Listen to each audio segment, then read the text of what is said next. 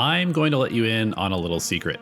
It's time to start picking this guy, and I'm going to show you why in this video. Look, I get that Jett and Reyna are fun, but how the heck is KAYO the second or third lowest picked agent in the game? Shout out to Valorant Tracker, by the way, for providing the data and sponsoring this video. I predicted that KAYO would play a bigger role than expected at Valorant Champions, and coming in at an 18% pick rate is a solid increase from the 2% of the time he showed up at Masters Berlin.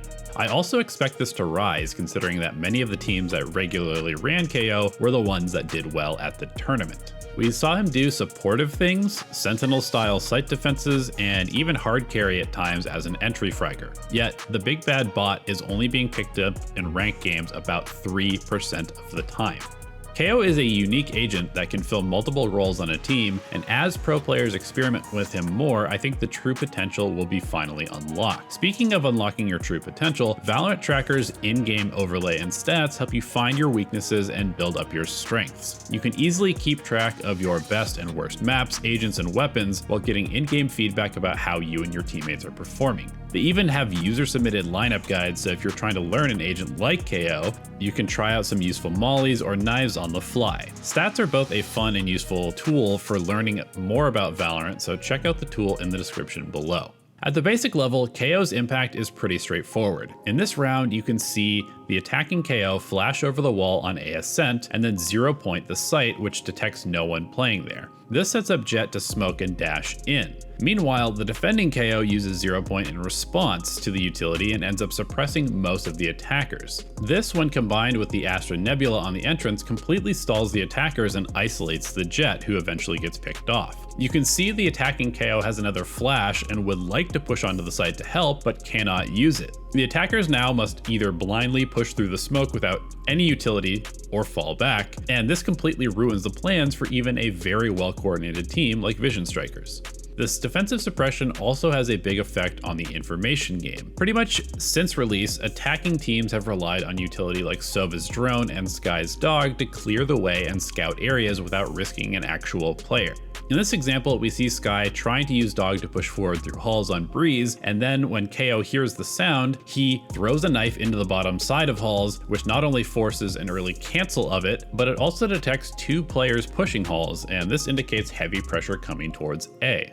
I think KAYO is one of the big reasons we have seen less Skye being played lately in the professional scene. On this attacking round, KAYO uses 0-point to clear the way for him to collect the orb. It detects both Viper and Skye, which also shuts down the toxic screen for a little bit. After hearing the orb being picked up, the defense puts up their Viper smoke and uses Skye's dog to try and scout whether the attackers are pushing. In response to this, KAYO pops his ultimate, which instantly cancels the dog before it can scout, and also clips the Viper, which drops the smoke. This forces Viper to back off to try and regain access to their utility and creates a very clear, easy entry for Ascend to push in and set up their Viper's Pit, which secures the round and the map. It's honestly a little hard to quantify just how impactful the suppression is, and this may be why KAYO doesn't get as much love as he deserves, because it doesn't really show up on the scoreboard. This is especially true in examples like these, where a site is being hit and KAYO's ultimate is used to ruin the attack. Here we can see KAYO use Null Command to eat all of the attacking utility while planting his body directly on the site. Yes, KAYO does go down almost immediately, but now the attacking Viper is turning off their vitally important smokes by pushing onto the site to plant. And without the cover of these smokes or flashes, the defenders can easily sweep in and clean up the attackers as they try to rush forward.